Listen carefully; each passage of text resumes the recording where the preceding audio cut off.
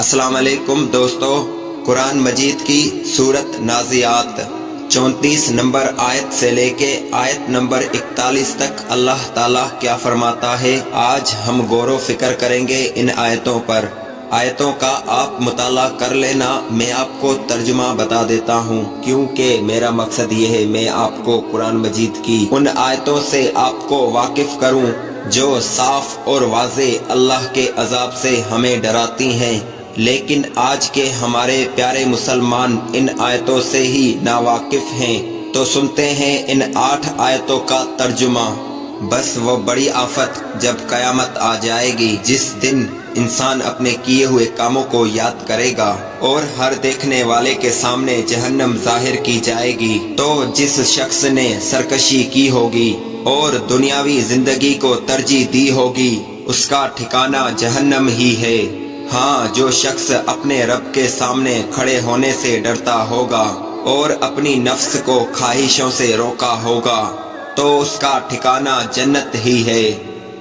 سن لی ہے دوستو آپ نے یہ 8 آیتیں، جس میں اللہ تعالیٰ فرماتا ہے قیامت جب آ جائے گی تو انسان اپنے کیے کو یاد کرے گا، اور جس نے سرکشی کی ہوگی اور دنیاوی زندگی کو ترجیح دی ہوگی، اس کا ٹھکانہ جہنم ہی ہے۔ دوستو، یہاں پر صرف ہمیں اللہ کی 3 وعیدوں کو سمجھنا ہے۔ اگر ہم نے سرکشی کی، دنیاوی زندگی کو ترجیح دی، تو ہم جہنم میں ڈال دیے جائیں گے، یعنی کہ نماز کا وقت ہو جائے، آذان بھی سن لیں اور جان بوجھ کر نماز نہ پڑھنے جائیں، یہ بھی ایک سرکشی ہے، اور اللہ کے رسول نے اس کو کبیرہ گناہ قرار دیا ہے۔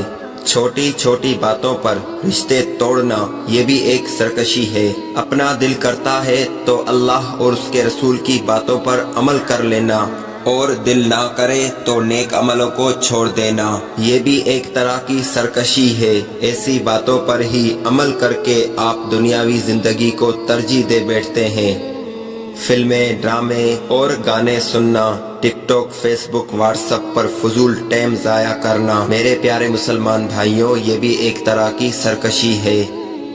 غصہ کرنا، گالیاں دینا، دوستوں کے ساتھ فضول گپے مارنا، جھوٹی بات بول کر دوستوں کو ہنسانا، یہ بھی ایک سرکشی ہے۔ اسی لیے ہی اللہ رحمان نے 1400 سال پہلے ہی ہمیں ایسی باتوں سے آگاہ کر دیا ہے، تاکہ کوئی انسان یہ نہ کہے کہ میں نے کلمہ پڑھنے کے بعد بس جنت میں ہی جانا ہے۔ نہیں پیارے دوستو، ہمیں جنت میں جانے کے لیے اللہ کی ان نازل کی ہوئی آیتوں پر لازمی عمل کرنا ہوگا، وگرنہ ہم سب کو کلمہ پڑھنے کا فائدہ نہیں ہوگا۔ لہٰذا اس ویڈیو کے ذریعے آپ کو یہ پیغام دیا جاتا ہے، سرکشی والی باتوں سے بچیں، دنیا کو ترجیح دینے سے بھی بچیں، پھر ہی اللہ کے حکم سے جہنم کی آگ سے بچ پائیں گے ہم سب۔ دوستو، ویڈیو اگر آپ کو اچھی لگی ہو تو شیئر کریں دوستوں کے ساتھ، چینل پہ نئے ہیں تو چینل کو سبسکرائب کر دیں آنے والی ہر ویڈیو کے لیے۔